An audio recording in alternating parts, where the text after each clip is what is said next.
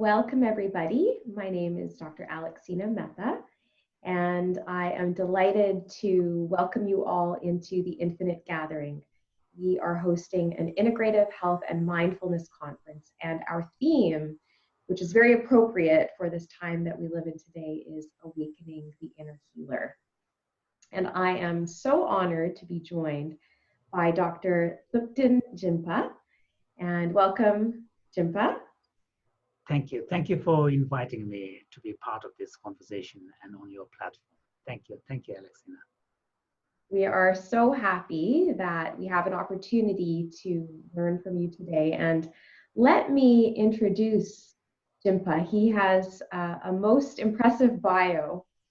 So he was trained as a monk at the Shartse College of Gandin Monastic University in South India, and he received a Geshe Lamrim degree. He holds a BA in philosophy and a PhD in religious studies, both from Cambridge University. Jinpa has been the principal English translator to His Holiness, the 14th Dalai Lama, since 1985, and has translated and collaborated on numerous books by the Dalai Lama, including the New York Times bestseller, Ethics for the New Millennium and the Art of Happiness, as well as Beyond Religion, Ethics for a Whole World. His own publications include A Fearless Heart, How the Courage to be Compassionate Can Transform Our Lives, and translations of major Tibetan works featured in the Library of Tibetan Classics series. Jinpa is the principal author of Compassion Cultivation Training, developed while at Stanford University in 2009. So Jinpa, I'm just so interested in connecting with you on this topic that we're going to be speaking about today, which is compassion in healing and compassion in healthcare. And many of our participants here today in the conference are on this personal journey of healing physically, mentally, emotionally, and spiritually. And they are truly interested in how they can live a happier and more compassionate life. And so I'd love to start off today by defining what compassion is from a Tibetan Buddhist perspective so that we can all learn. Thank you. I think, looking at this very, very fundamental human quality that we call compassion at this particular time is, I think, very valuable and also very important because among all the various natural qualities that we human beings possess, one could argue that compassion is the most precious one that is gifted to us. And by compassion, what I mean is the natural capacity to sort of feel for another person's suffering and need when you encounter it, and wanting to see the situation changed. So and when it comes to the definition of compassion, there is really not that much difference across the different spiritual traditions. In fact, between the spiritual traditions and contemporary science, such as psychology and neuroscience, there is a consensus that compassion has to do with another person's or another being, like an animal's situation or need and a suffering. It has to do something about suffering and the need. And it has to do, it involves the individual person who feels compassionate being moved by the situation, emotionally connected and moved, and then wanting to do something to change the situation. So on those broad ideas about what compassion is, there's no difference at all. Actually, there's a striking kind of convergence across the traditions and spirituality and science, which really seems to suggest it is a very fundamental human trait. Because when it comes to other aspects of the human mind, spiritual traditions will have one thing to say, and science has something else to say, and philosophers have something else to say, and often there is a discussion and debate. But when it comes to compassion, there isn't any real substantive debate what it is.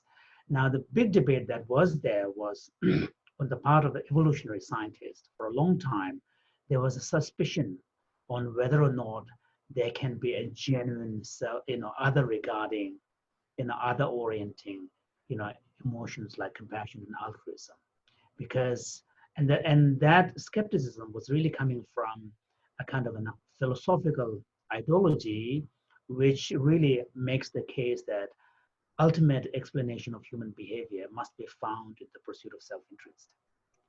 And if that is the case, then it becomes very difficult to explain phenomenon of altruism, which seem to sometimes involve self-sacrifice. So that is the only debate. But now science has really moved on, and even evolutionary scientists acknowledge that compassion and pursuit of helping others is as fundamental as our natural pursuit of self-interest. So when it comes to definition, there's no real debate now. Yeah. Mm-hmm. And why do you think that humanity has gotten away from an altruistic approach to life in the last, let's say, many years? Well, I don't know whether humanity has actually moved away from it, because we do, every culture values compassion, at least in the personal life. And also in the spiritual domain, we elevate compassion as one of the highest virtues. If the theistic traditions, identify mercy and compassion as one of the defining features of the Creator. So you can see that it's not that the human beings, we left compassion. And we also, for example, in our context of our friendship with others, our family relations, we value compassion, we value kindness, we bring kindness. And people are judged based on whether or not they're able to express that part of who they are in the form of kindness and others. And also friendships involve kindness. If people are not kind, they generally don't attract friends. So in our personal life and in the spiritual domain, we have not left it. But where we have left it is as a society in the shared public space, which, over time became secularized.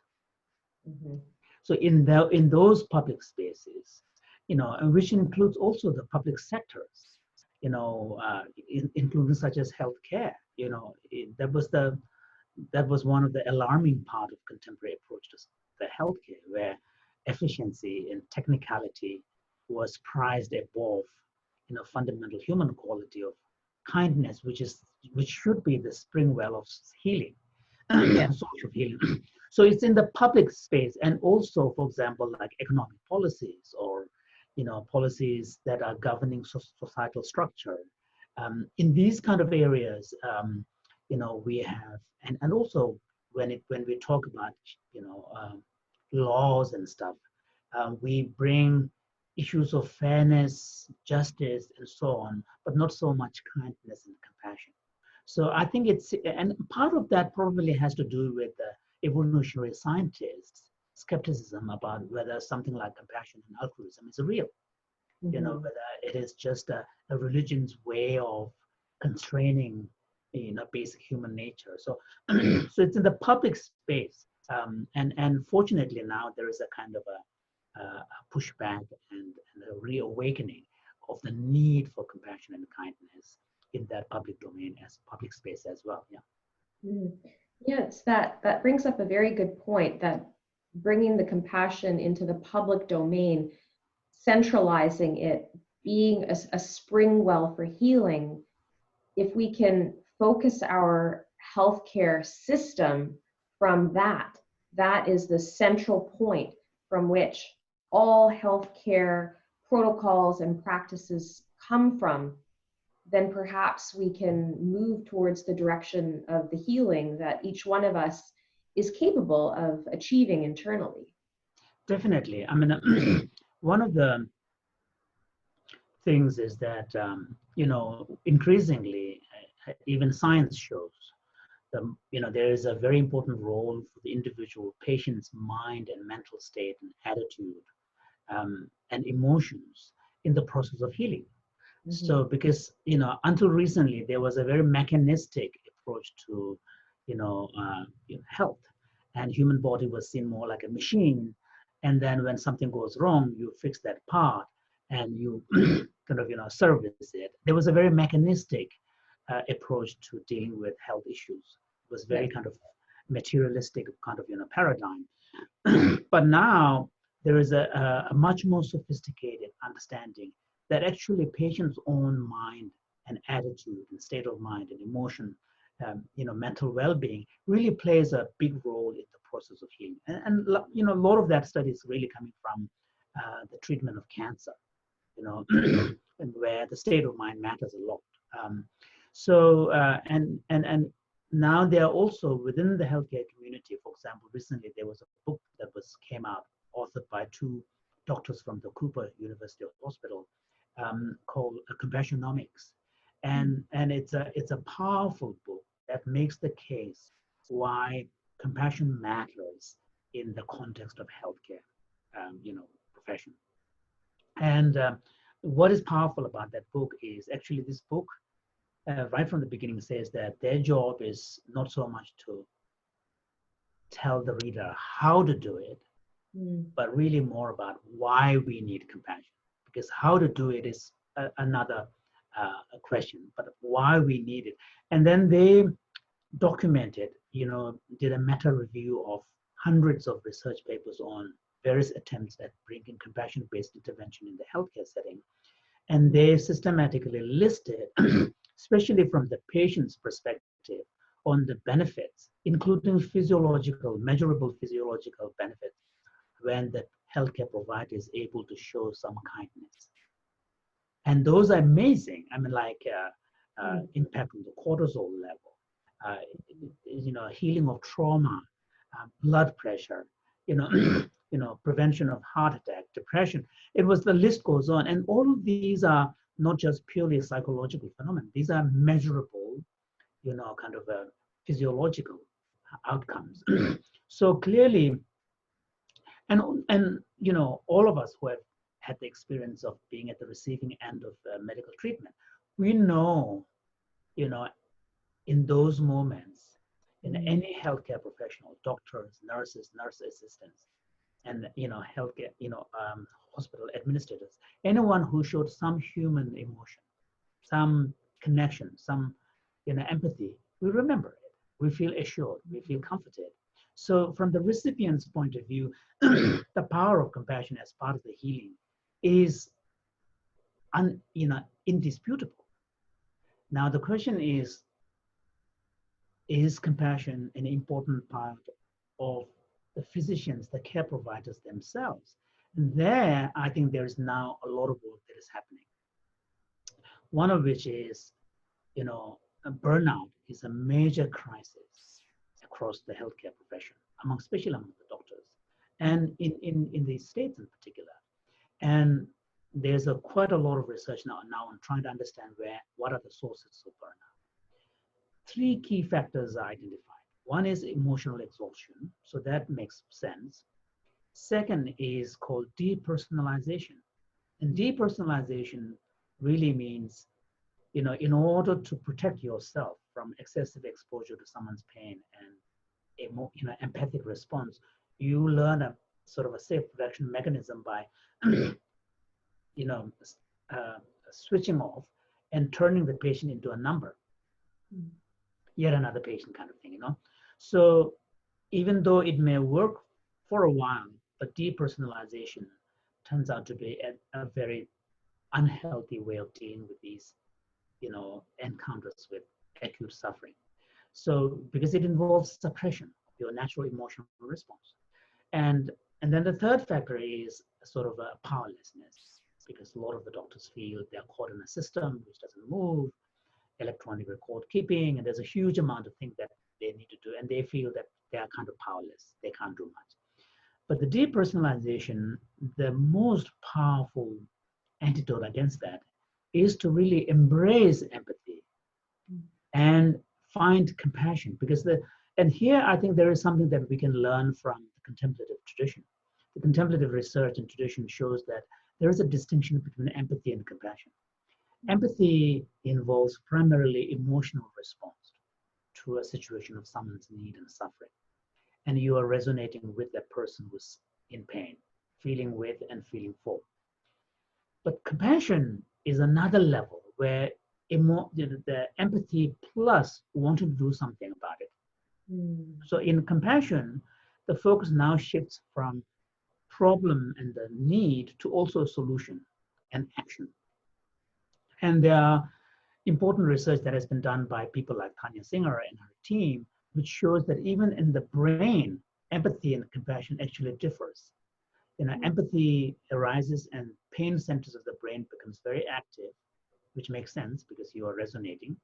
But when compassion arises, they notice that the action centers of the brain, the prefrontal cortex, motor regions become active. You're getting ready to do something, as well as, surprisingly, the reward centers of the brain also gets activated because, I think compassion serves as an outlet for empathy. Because if you are stuck in empathy and you don't do anything, then you get exhausted because empathy is primarily emotion. And emotional experiences generally are quite exhausting. Even a pleasurable, emotion, because emotions are not meant to last very long. So all of this suggests that, if the physicians themselves want to protect against potential burnout, instead of suppressing your empathic response to the patient's need, it looks like you actually need to plunge in, dive in, make it proactive, but find a way to express that empathy so that you don't get stuck in the empathy for too long. And this is where compassion really, so, and then one of the things about compassion is that, I would say all the, healthcare professionals who went into that particular profession, the original motivation that led them to there is wanting to serve and wanting to heal. Yes. That is the fundamental original motivation. Somewhere in the process, with the challenges and day-to-day drudgery of having to keep all the records and everything, you lose connection with that original motivation.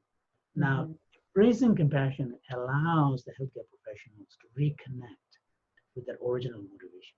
And when you are able to do that, you then have a chance to take joy wherever you can help someone. And there are many opportunities for the healthcare providers to see a real healing taking place, where you are the active agent in making that possible in someone's life. What more powerful service as a human being can there be to be able to really make that difference in someone's life, particularly when that individual is going through a very vulnerable phase in their life? So I think what compassion does is to bring up that power of motivation, provide that, one could say the philosophy of life, like a mindset, attitude, and then it becomes like a kind of a standpoint from which you engage in your work, so that whenever you are able to help someone, you are able to get joy. And the joy is what is going to sustain your motivation. And I think this is why compassion is so beautiful and so powerful. So, and in the healthcare setting, it makes perfect sense, because your business is to heal. And the motivation for healing has to come from wanting to serve and benefit and help. And that is the heart of compassion. And the expression in which that occurs is a demeanor of kindness, in that connecting, reaching out. So I think compassion can be also powerful, not just for the recipient of the healing, but also for the healer, for the provider. I think this is where compassion is really very powerful. Wonderful. What do you suggest for healthcare practitioners and healers? Really, we all contain an inner healer within us. We're all invited to express compassion with our loved ones, and every opportunity that we or in the presence of another's suffering, we can contribute to the well-being of their future by expressing compassion. What would you suggest as a simple practice that people can do as an individual or a healthcare provider to remain centered in compassion throughout the ups and the downs of life? Because it seems that when we get pulled off into a distraction of some kind, that's when we rush, and when we lose that connection, we start to make errors against the innate desire to want to serve. So what do you suggest? I think the most practical way in which we can make compassion a kind of a constant active force is to, in the morning, find maybe a minute or two to really check in and connect with your own intention. So before you go to work, just, it doesn't take very long. It could be just a minute. Just, take a deep breath. And whenever you do these more contemplative type practices, it's good to first settle by taking just 2 or 3 deep breaths. Just settling down so that you are calm, because when the mind is too busy and sort of thinking about 100 things at the same time, it's difficult to get deeper. So take the moment to just breathe deeply for 3 or 4 times, and once you're in that slightly sort of more settled state of mind, then connect with your aspiration, because your deeper aspirations are always to serve, to be of benefit, to be kind, and then once you have connected with your own deeper aspirations, then make a conscious intention, so that, as much as possible today in my interaction with others, especially my patients, people that I'm helping and serving, I will bring compassion into the equation. Just make that simple intention. That, I think, should not take more than a minute or 2. So, and nobody can complain and excuse saying that they don't have that time. So it's just a matter of will. Yes. And then in your day-to-day interaction, when the actual interaction has taken place, instead of rushing to the next one, take half a minute to just again take a deep breath, reflect on what just happened. And when you realize that you have not been able to show your best part, then I think you need to bring kindness to yourself. Because otherwise what happens is that you feel guilty, and you feel bad about yourself, and it leaves a kind of a bad taste in your mouth. That experience becomes aversive, and next time you don't want to even think about it. So I think just bringing kindness to yourself is the way to go. But if you have been able to bring a better part of you, then rejoice. And then do the next one. And this is how you change. And at the end of the day, take another minute or 2 to just look at the whole day, and not keep scores, but just feel the synergy between the morning spirit and the reality of the day, and round it up. And I think, so this, when after the event, reflection is a very important part. And then the setting the intention at the beginning is like setting the course. And then the reflection is a way of course correction and reaffirming the spirit of the morning. Those are very simple, practical steps. And one of the powerful things about intention is that the more you are able to do your intention on a regular basis, the more awareness you'll be able to bring into your interaction with others. Because awareness cannot be willed. Awareness either shows up or not, doesn't show up. But awareness is a function of conscious intention setting and paying attention. And the more we're able to bring awareness into any situation, then we, because when it comes to our general intentions, we all have good intentions. We all mean well for everybody. Where we fall short is the inability to bring awareness into situations because of the challenges. So, and the more you are able to bring, and this is where contemplative practice is very powerful, because contemplative practice teaches us this disciplined paying attention, which helps us build the habit of paying attention when necessary. So those are very practical things. And then, and one of the things that, one could do is that every now and then, if you're feeling kind of overwhelmed, then find a time to close your eyes and breathe. Because when you're overwhelmed, it does not help anybody, neither yourself nor the people around you. So those things are very simple, practical things that one can use right from the beginning. Mm-hmm. Wonderful. Because when it comes to compassion, we don't actually have to teach, because compassion is a natural human quality. It is there. We just have to allow our sort of environment in our mind and life for this beautiful human quality to show up and exert its force. Mm-hmm. And I noticed that the title of the book that you wrote is Courage and Compassion. Yeah. So can you tell us a little bit about what brought you to that title? To bring Well, that I mean, the part of the reason why I chose to bring compassion, so courage, right in the title, is to really kind of right from the beginning, sort of address the question that often people have, where they feel that if they're too kind, people will see them as weak, people will take advantage of them.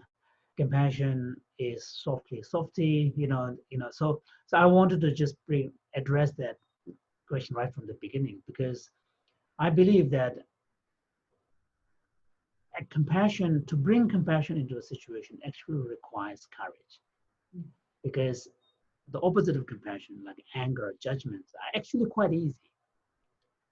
There you can easily bring judgment, criticism, and anger into a situation. But choosing to bring compassion actually requires a courage. And also, because choosing compassion requires opening your heart, showing your vulnerability, and also giving the other person the benefit of the doubt. Because there is no guarantee that the other person to whom you are showing kindness and compassion is going to respond in a similar way. And you are basically saying, my expression of kindness and compassion is not contingent upon how he or she responds. And that takes courage. One could easily take an easier option and just ignore the person. The other thing is, when you are able to choose compassion, compassion also increases courage. Because when you bring compassion, compassion involves making fuss about other people's situation.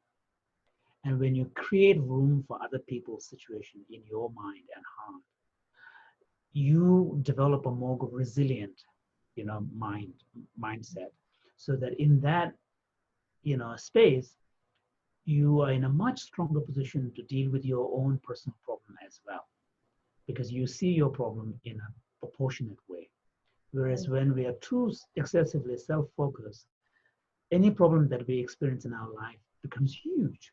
Yes. Because we are looking close up, and then everything becomes about why me kind of thing, Somehow the world is conspiring against me, everybody's, unjust towards me.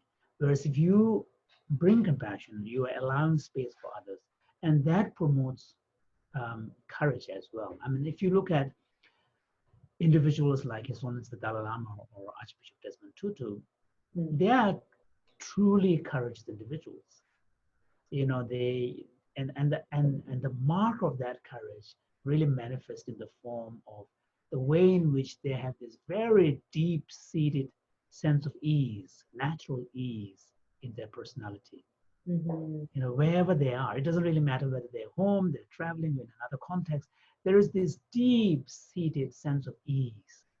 That's because they don't have the heaviness that generally tends to come from excessive self-focus. And that's because of the power of that compassion. So compassion also promotes and fosters courage as well. So I think that relationship between courage and compassion goes both ways. and the relationship is quite a tight one. Mhm. And one of the reasons why I also brought this up is that a lot of people in their life, because they are not choosing compassion, they lead a very anxious life. Yes. They're always worried about what other people will say. They're always worried about the hurting others, and because they don't give that space for them to be relaxed by embracing the broader perspective of compassion, which basically says that everybody else is just like you. Yes. it, it doesn't really matter what titles they have, how they look. In the end, when you strip down everything else, the Yeah. fundamental questions are the same. Everybody wants their kids to be happy. Everybody wants to have good health. Everybody wants to be prosperous. I mean, it's exactly the same. Yeah. So, so with those who take compassion seriously, has that deep-seated confidence that everybody is exactly the same. So I think that's what gives a courage, and that is also one way of dealing with this pervasive feeling of anxiety a lot of people have, because the world is confusing. There's too much information. Especially parents have not much control over their children's life because of the digital kind of access to the digital world. There's a huge amount of sources of anxiety. So I think bringing compassion into that picture, and even your relationship with your children, if you somehow provide that message that our underlying principle of interaction will be compassion. We trust you, you trust us as parents, and love is the bedrock of our relationship. And then within that, let's fix whatever problem that arises. It may sound simplistic, but in some way, it is kind of that simple, actually. Very much. And from what you're sharing, I'm getting the sense that happiness naturally arises when we approach life in this way, that we're seeking happiness. This is how to be happy. To Exactly. And yeah, and this is, yeah, exactly. So happiness is, in the end, it's a byproduct, and you can create the conditions in your life for happiness to show up, but you cannot will it. And choosing compassion and adopting that kind of mindset, expansive mindset, is really the key to living a happy life. Yes.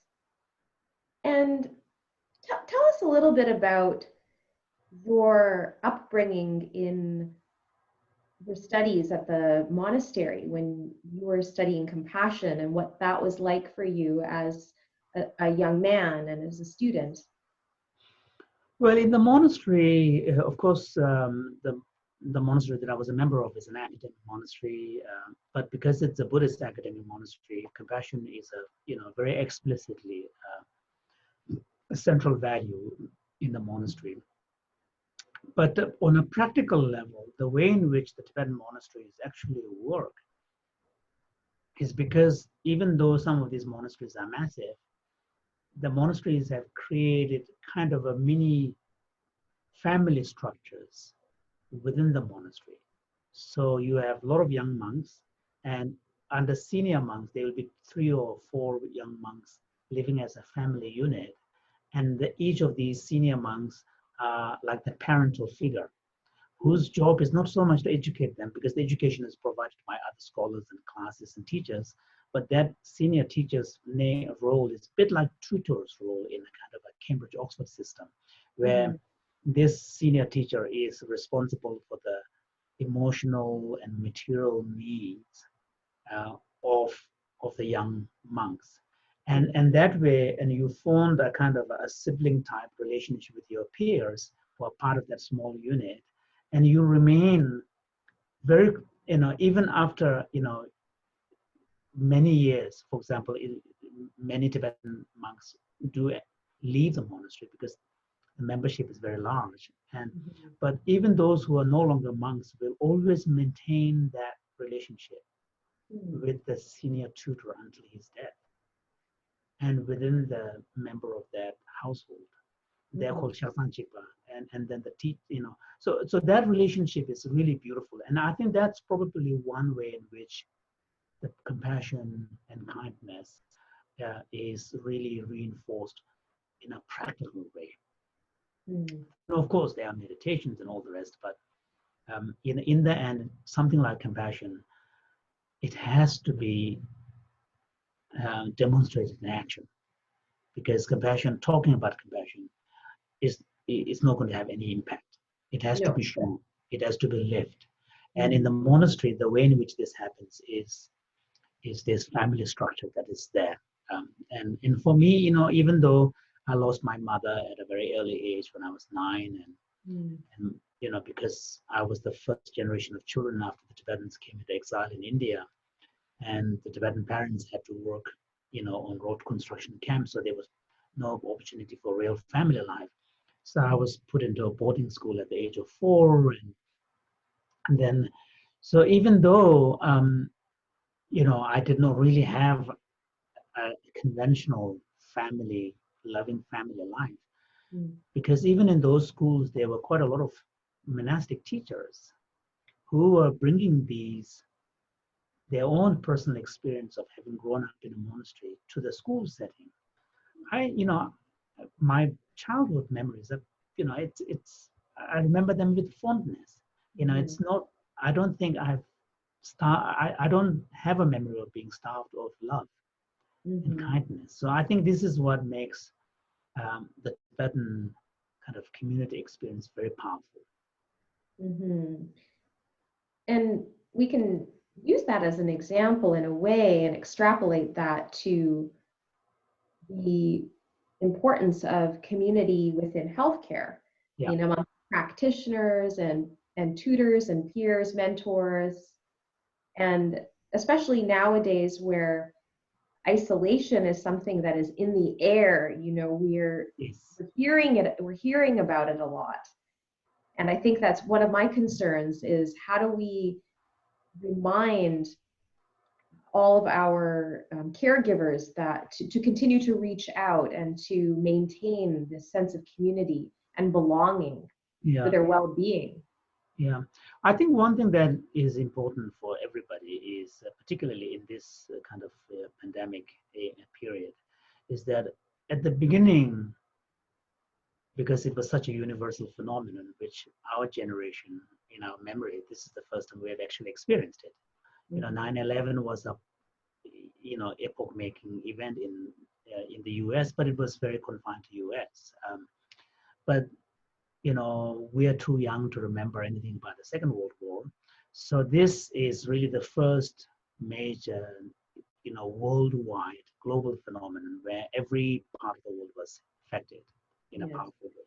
So I think at the initial stage, there was after the shock stage was gone, there was a lot of, sort of a feeling of connection, feeling of, at a global level. But now as it drags on, and still we need to observe social distancing, then I think it is important to pay attention to the potential loneliness that might creep in. Yeah. Because, we are social creatures, and we are not meant to be, alone, and not socially interacting with others. Of course, there are some exceptional cases like hermits who choose to be, but then that's a different matter. But most of us, and also, sometimes we tend to hide behind our work. Oh, I'm so busy, I don't have the time. But I think it's in our personal self-interest to take the time to Mhm. make the connection, because the need for social connection and need for spiritual nourishment can only be filled through a sense of belonging in a community. Mhm. It cannot come through books. It cannot come through just watching things passively. It has to come through a two-way interactivity. And Mhm. that can only occur in the context of a community relationship. So I think this is why I think the healthcare workers, particularly because your focus is so much about other, sometimes in the process, you forget to think about your own self-care needs. And in the end, every single person in the healthcare, and regardless of how efficient they are, they're human beings. Each Mhm. one of us is a human being. And just as there are needs of the patients, you have your own needs as well. And just as, and no one is immune to the phenomenon of loneliness. And, because we are social creatures. So I think just being able to recognize this and acknowledge it, and then make space, and not see social interaction as an additional thing to be done in over and above all the busy things that we have to do, but looking at social interaction as a way of healing, a source of healing, a source of joy, source of rejuvenation. I think it's a question of attitude. If we change the attitude, then we are much more willing and likely to do the thing, and particularly social interaction. And with the beautiful thing about social interaction is that once you do it, you experience joy, and the joy reinforces it. So of course, these days we have to do the social, distancing rules and all of that, but still through Zoom and sharing, and because something like, for example, if you choose to systematically bring compassion into your healthcare profession as well as your personal life, then instead of doing that journey, taking that journey alone, it would be way more powerful if you find few other people who are willing to do the same thing. And you compare notes, you share notes, you write your journals, and then you also, the beauty of that is when you hear someone else sharing their experience, it confirms what you are yourself experiencing.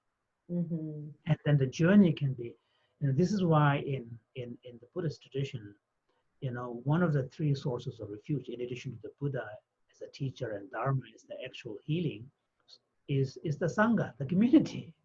And the community is really as one of the three sources of refuge, healing. So I think, taking that, appreciating that fact is really helpful. I'm curious to know that about the a map of consciousness, that in Tibetan Buddhism, there's a map, isn't there? Well, there are maps, not just one, but yeah. Not just one, yeah. And, in this daily life, what is the map that, from this perspective, is, if someone was looking at it from the outside saying, okay, I'm here, where am I trying to go? Where am I trying to get to? And how do I do that? I'm curious to know a little bit about that process and how it relates back to the virtues and the ethics and compassion. I think, there are various types of maps, and generally maps are prepared for a specific purpose, so whatever the purpose is, the maps will slightly be different. But in our everyday life, especially in the COVID period, one of the things that is unusual about the COVID period is that for the first time, for many people, we are forced to be alone with our mind. So there's, you cannot just binge watch Netflix all the time. After all, your eyes go, sort of crazy. So, and therefore, we can seize that opportunity and learn the habit of being comfortable in being alone with our mind. I think is really important. So there's a beautiful saying in the Tibetan Lojong teaching where it says that when among many, observe your speech. When alone, observe your mind. I think for observing your mind, you do need that quiet, sort of environment. So, and the COVID period offers us one of those very rare moments, especially if you're living alone. After you come back from work, you're alone, and there's this. So I think with respect to mind, some ability to observe your mind without judgment is really helpful. And part of that skill would also involve learning to quieten it. So that, because for most of us, mind overtakes us. and mind chases us. I Mm-hmm. mean, so whereas a contemplative practice or teaching at least suggests the possibility that actually we can be the master of our own mind, so that we don't chase after mind, but mind comes after our intention. And Mm-hmm. for that, I think some basic skills of quieting the mind, settling by doing deep breathing, because one of the things about deep breathing is that naturally you will feel the body settling in and resting, and mind too. And once you've done that, some basic deep breathing, and then simply as if you're listening to a silence inside you, just learning to be quiet, just being and comfortable with that silence is a way of learning to quieten. And then at some point, you'll experience a sense of bliss, actually. I mean, those of us who love walking in the silent forest, we know there is a state of mind that is very beautiful. It's a kind of and those you can actually conjure, invoke in your sitting. Mm-hmm. Once you're able to do that, it becomes a beautiful gift because every now and then you can invoke it. So, and then once you have done that, then bringing some awareness into your mind, the thoughts that are dominating you, because, and then just simply letting the thoughts arise, noticing them, acknowledging them, but letting go, not reinforcing them. And if you do more of these, and then at the beginning, it's helpful to do with body sensations because it's Mm-hmm. easier to observe. And once you begin to do that, you begin to sort of, refine the quality of your attention and awareness. And that way, and then you will begin to know yourself better. Because through knowing your own mind, you come to know yourself better. Because there are often a lot of things that remain beyond, under the surface of consciousness, which are a very important part of who we are, but we don't have access to them because they remain opaque. They only show up in extreme situations. So, and then you're surprised, to see those qualities coming out of you.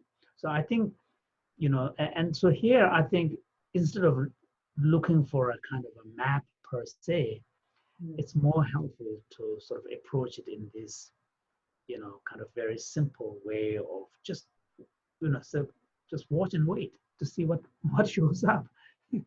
Mm-hmm. So observing what arises within your Yeah, consciousness moment by moment. yeah. Mm-hmm. Wonderful. Okay, I have one more question for you. So, what are your practices these days? Your own personal practices? Well, my own personal practice, because as a Tibetan Buddhist, I have a standard one, which I do regularly, which takes about half an hour, sometimes 40 minutes.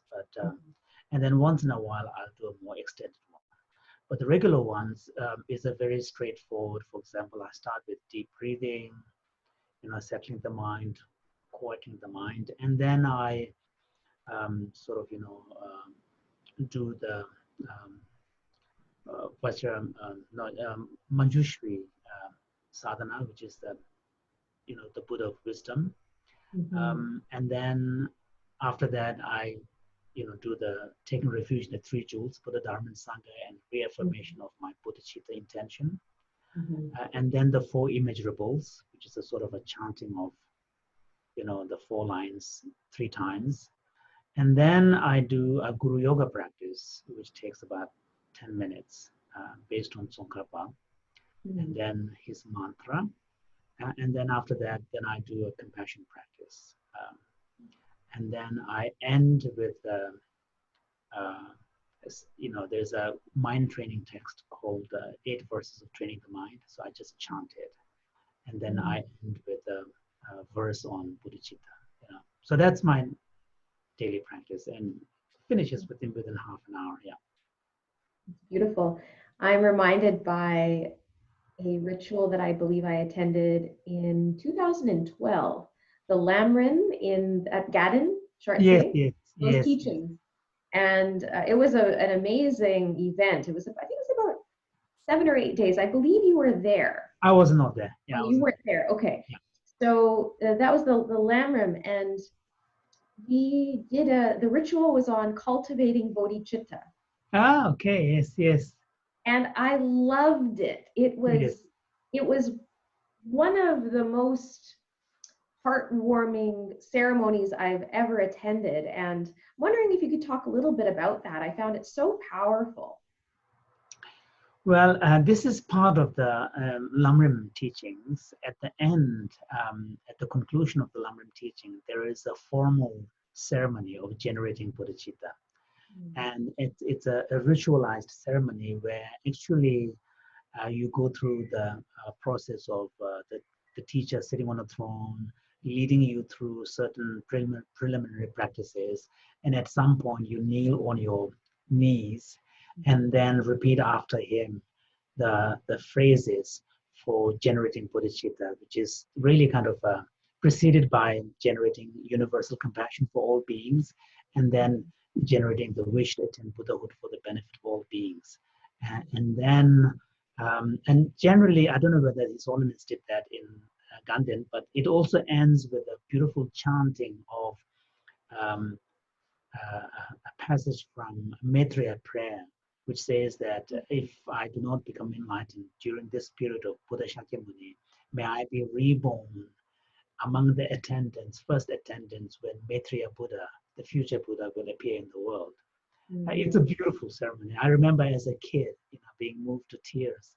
I participated in those ceremonies. Yeah. Incredible. Yeah, it was absolutely amazing to be part of that. Can you tell us a little bit about the Buddha of the future, the Buddha Maitreya? Well, in the Buddhist tradition, there is this belief that the world goes through many cycles, and also that this is kind of pan-Indian idea of different sort of eons and stages. And so during these what are called the eons of eras of light, there will appear a Buddha. So we are now in the period of the Buddha Shakyamuni, who's seen as a fourth in a line of 1,000 Buddhas that will appear. And the Buddha Shakyamuni was the fourth. And then the future Buddha, the fifth one, is going to be Maitreya.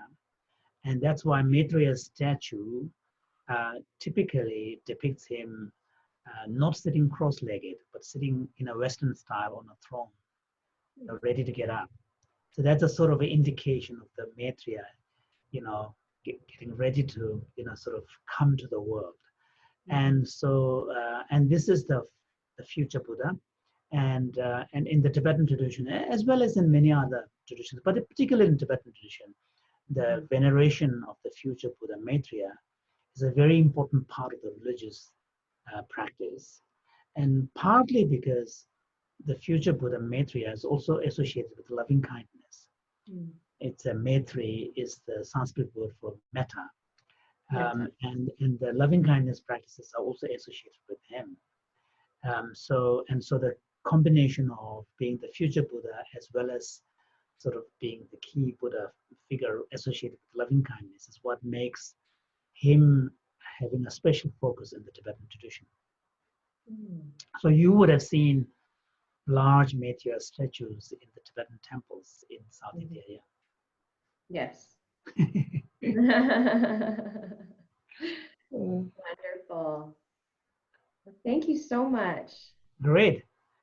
For sharing your knowledge and your wisdom and your experiences with all of us. I'm so honored to have been able to spend this time with you, and I know our audience is also feeling really blessed that we can share in this space and in this energy to cultivate compassion and to continue on our path individually and collectively to create a brighter future that starts right now, that starts today. Thank you, because it's also for me an honor to have this opportunity to really kind of speak to a group of individuals whose primary kind of focus in their life is to help others to heal, and this is a wonderful privilege to be able to have that ability to help others. And I want to take the opportunity to express my profound appreciation and thank you, and also an opportunity to continue to request you to say, continue to remain engaged and motivated and take joy in your service. Thank you. Thank you so much. Thank you. Wonderful. Thank you. So you please feel free to edit in